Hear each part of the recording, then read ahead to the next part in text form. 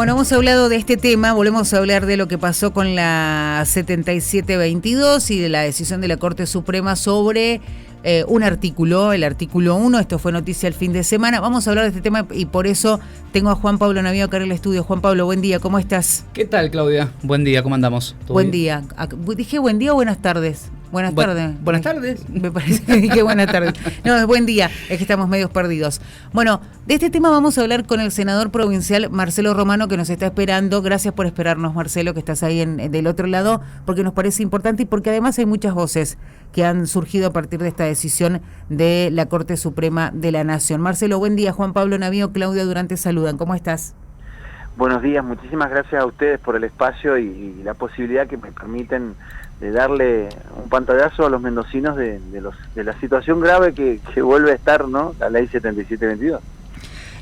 Obviamente uno a partir de la noticia que surgía durante los últimos días empieza a ver que, por ejemplo, las asambleas del agua ya están en estado de alerta y movilización, y empezamos a volver a ver el cartel de la 7722 no se toca. ¿Cuál es tu análisis que haces a partir de esta decisión de la Corte, que es una respuesta básicamente que está vinculada con un reclamo de una empresa minera?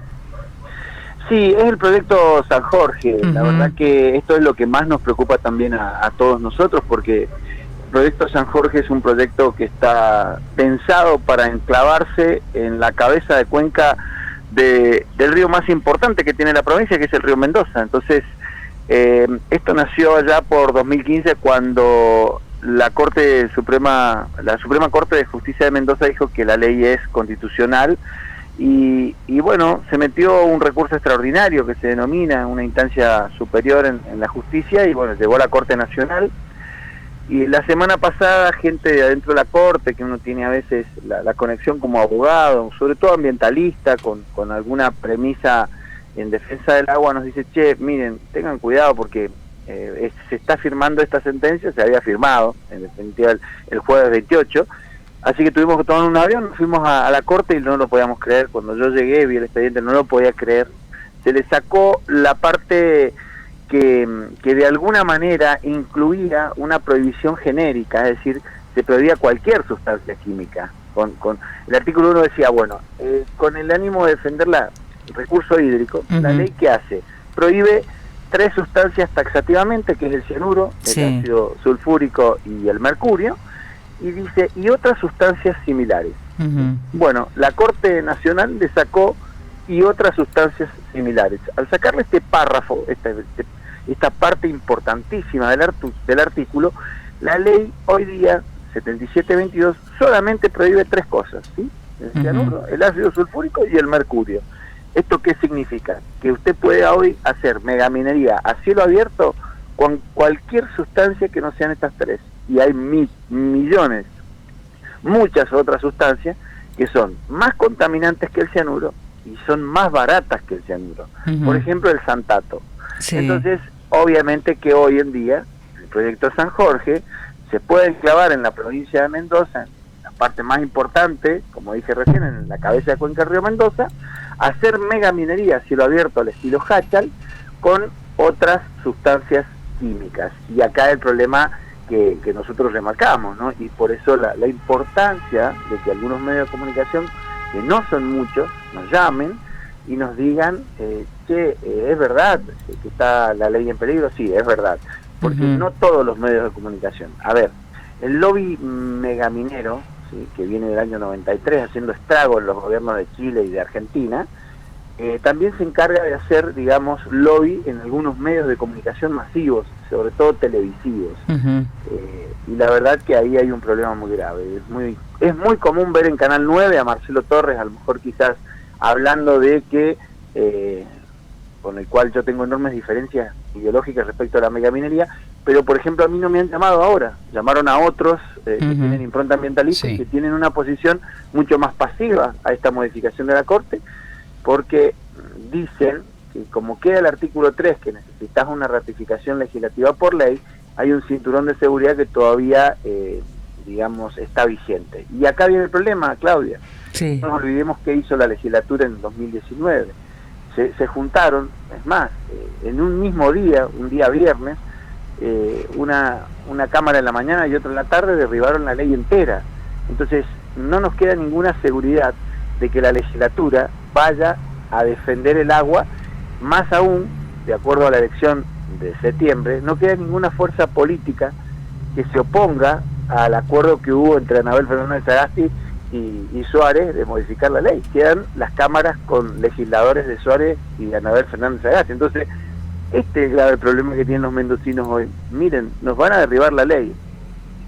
Lo más importante es esto, ¿no? Que ustedes nos ayuden a decirle a los mendocinos, bueno, miren, tenemos que estar en una alerta movilización, tenemos que estar informados, porque se vienen por el agua y encima del río más importante, se vienen por el río Mendoza y está en peligro el ecosistema, más aún, Claudia, cuando la ONU ha dicho que el cambio climático va a hacer estragos en nuestras regiones y sobre todo en materia de sequía, tanto la región central de Chile y Argentina van a sufrir una sequía que va a ser extensa e intensa. Entonces imagínense que la poca agua que pueda llegar a quedar ahora está en peligro porque le pueden echar cualquier otra sustancia química similar al cianuro, al ácido sulfúrico o al mercurio. Además de todo lo que conlleva esta modificación, vamos a decir así, del artículo 1 o la eliminación del artículo 1 con sus variantes, en esto relacionado a la 7722, el tema de la sequía también es otro de los temas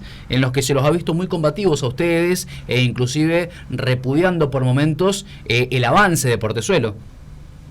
El avance de Portezuelo, más allá de ser un negocio, la oscuridad del procedimiento que se la dieron a unos chinos amigos del gobierno provincial, justo después que Cornejo y Suárez vienen de China, traen la idea en 2019 de hacerlo de esa manera, poner requisitos que solamente lo podían hacer los chinos y dejaron a todas las empresas argentinas afuera. Más allá de esa oscuridad hay un problema técnico, es decir, el Río Grande ya no trae la cota que traía hace 50 años, trae la mitad del agua y eso significa que no van a poder llenar ese dique. Entonces, esos $1.000 millones que pretenden utilizar ahí, nosotros hemos dicho, muchachos, usemos ese dinero para optimizar el poco recurso hídrico que queda y hagamos obras hídricas, o impermeabilización, tecnificaciones de riego. Y otra cosa, utilicemos la otra parte del dinero en obras de saneamiento. Nosotros con Vadillo le hemos mostrado a los mendocinos cómo la ciudad de Tunuyán, o sea, Obras Sanitarias Mendoza, tira las cloacas de la ciudad de Tunuyán directamente al río. Hoy, mientras nosotros tres estamos hablando por radio y nos está escuchando la audiencia, están cayendo miles de litros cloacales, de líquidos cloacales al río Tunuyán. Lo mismo sucede en el arroyo Espaillata. Lo mismo sucede cuando colapsan las cloacas en la ciudad de Mendoza, terminan cayendo al San Juan Frías y al Cacique Guaymallén. O sea, esto es lo que nosotros pedimos. El agua va a ser escasa dentro de muy poco y no podemos aventurarnos nosotros a contaminarla y mucho más aún gastar los únicos dólares que ingresaron o que pueden llegar a ingresar en una obra obsoleta que solamente es un negocio para unos pocos, nada más, ¿no? Como Portezuelo. La pregunta ahora va por el lado del cuestionamiento que ha llegado para ustedes, para el acompañamiento que han llevado desde el Partido Verde al presupuesto del gobierno provincial, y esto lo decimos porque Alejandro Brán estuvo utilizando su cuenta de Twitter para decir que ustedes apoyan el presupuesto de ajuste, miseria, tarifazo que proponen Cornejo y Suárez. Digo, ¿no es contradictorio de pronto apoyar un presupuesto de un gobierno que obviamente tiene como objetivo este proyecto que es Portezuelo del Viento? Miren, yo no sé dónde sacó este tipo, que ya es bastante nefasto, porque no se olviden que este tipo es el que hizo el proyecto precisamente quitándole el artículo 1, la parte de otras sustancias similares, a la ley 7722. O sea, yo creo que acá hay una animosidad de este individuo que ya, como les digo, ideológicamente estamos en las antípodas, y la verdad que es un mentiroso. ¿Saben por qué? Porque yo no voté ningún presupuesto, yo no estuve en la sesión de presupuesto. Eso le quería preguntar. ¿Usted había tenido un problema de salud ayer, que algo me llegó de información? Mire, yo tuve un problema, pero es la prueba más real de las patrañas y las mentiras que hablan estos tipos en la legislatura. Igual hacía referencia al partido, no hacía claro, referencia a su persona. Puede decir, no, al contrario, si una mire, estos peronistas o falsos peronistas que son kirchneristas son tan, primero mentirosos, fíjese que mienten, porque yo no voté el presupuesto, no sé si me entiende, o sea, nunca puedo decir que lo apruebo si no lo he votado, no estuve ni siquiera en la sesión para decir me parece bárbaro, no tuve un problema de salud, pero tampoco lo iba a votar. Ahora, el problema que tienen estos falsos peronistas es que nos echan la culpa a nosotros de que podemos coadyuvar a un gobierno que lo hemos criticado y lo hemos controlado siempre desde el Partido Verde, sino que son ellos los que transan con el gobierno de Suárez, los falsos kirchneristas. La ley 7722 se cae porque se arreglaron kirchneristas y cornejistas. IMSA, Pesca Hermona, lo estatizan porque se arreglaron kirchneristas y cornejistas. Vaya a ver, y lo invito a este individuo que vaya a ver de Abraham, ¿no? Que vaya a ver la parte del directorio de Pesca Hermona. Hay gente de Carlos Yurca, que son ellos, y gente de Cornejo. Es decir, el acuerdo. Fíjese lo que pasa con la estafa y el negociado de la revisión técnica obligatoria. Resulta que el peronismo, falso peronista, es decir, los kirchneristas, apoyaron a los cornejistas para que tengamos revisión técnica obligatoria.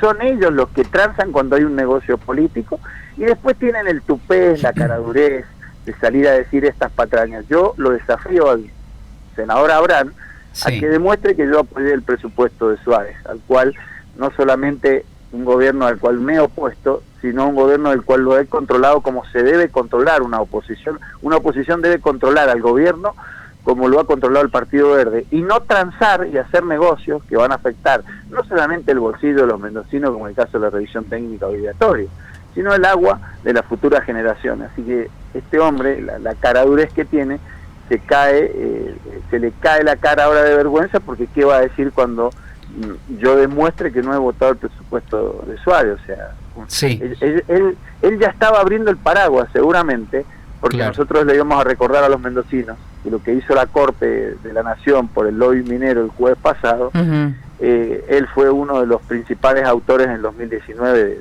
de la misma intención de dejarnos sin el cinturón de seguridad que cuida el agua, ¿no?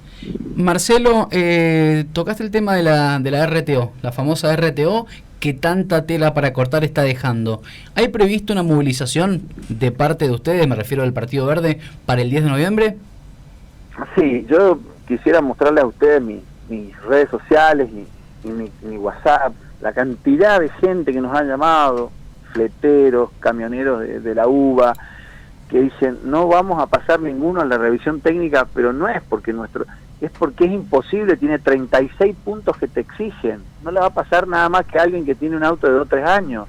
Y otra cosa, con el tema del dólar que se ha disparado, no hay repuesto. Usted lleva el auto a un taller para cuando se lo van a arreglar, y a veces hay que esperar 20 días, me ha pasado a mí, he tenido mi camioneta 20 días en un taller porque no hay repuestos.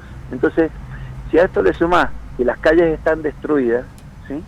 Y si estudias los antecedentes de por qué hay accidentes de tránsito, hay un centro experimental que está relacionado a las compañías de seguro, que esas no fallan porque viven de eso, las compañías de seguro, y dice que casi el 90% de los accidentes que hay de tránsito, el 90% son fallas humanas, o venía alcoholizada la persona, o se equivocó y hizo una mala maniobra, y también dice que el 8,6% de los accidentes es producto también de la infraestructura vial.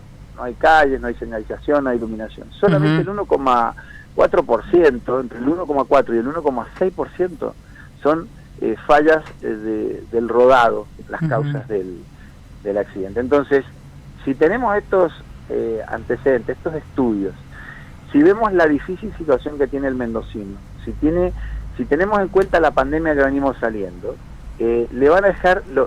van a dejar a la familia mendocina quizás sin el rodado que les permite laburar y trabajar. Entonces sí, hemos organizado una expresión de que no estamos de acuerdo en nada de lo que se quiere implementar con la revisión técnica obligatoria para el 10 de noviembre, en horas de la tarde, por la ciudad de Mendoza, ya sea el kilómetro cero o la Casa de Gobierno, para demostrar el descontento popular de que este ataque al bolsillo lo único que va a hacer es dejar sin autos a la familia mendocina. Bueno, y hablando de convocatorias, esta tarde hay una convocatoria que se ha hecho justamente para salir a defender la 7722, la ha hecho la Asamblea Popular del Agua a las 6 de la tarde. ¿Van a estar ahí ustedes desde el Partido Verde? Sí, vamos a tratar de estar ahí, vamos a tratar de estar en Uspallata también, porque, sí. A ver, lo más importante que hay que ahora lograr, vamos por otra. Nosotros, cuando nos atacan algo que tiene que ver con el agua, siempre retrucamos, ¿no? Nosotros ahora vamos a salir a exigir la sanción de la ley que crea el área natural protegida Uspallata-Polvareda, porque fíjense que de todas las cuencas de los ríos provinciales, la cuenca del río Mendoza, la cabeza de cuenca del río Mendoza es la única que no está protegida.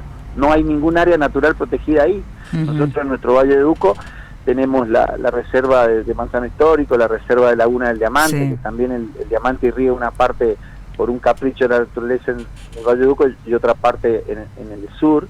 Y bueno, todas tienen un área natural protegida. El Atuel tiene la Laguna del Atuel, el área natural, es decir, pero el área del río Mendoza no tiene un área natural protegida. Así que nosotros vamos a insistir para que esta ley sea sancionada y se cree el área natural que permita, como le dije recién, de alguna manera blindar donde nace el acuífero que irriga 7 zonas de riego tiene el río Mendoza. Imagínense la importancia superlativa de estos acuíferos, como dijimos recién, más aún cuando la ONU ha dicho que nos vamos a acercar acá en la parte central de Argentina y Chile, ¿no?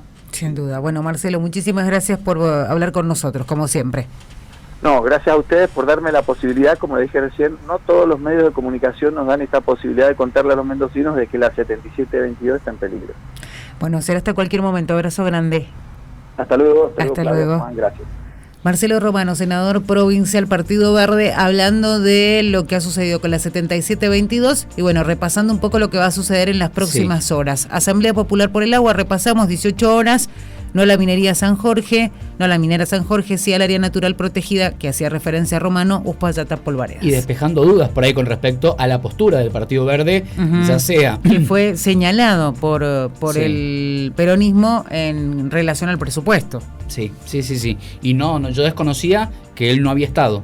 Sí, a mí ayer me llegó la información y bueno, queríamos repasar esto porque fue una acusación desde el seno del peronismo, fue Abraham el que habló de esto, ¿no? De que ellos desde el Partido Verde acompañan al gobierno de Suárez y bueno, vale la aclaración de Romano.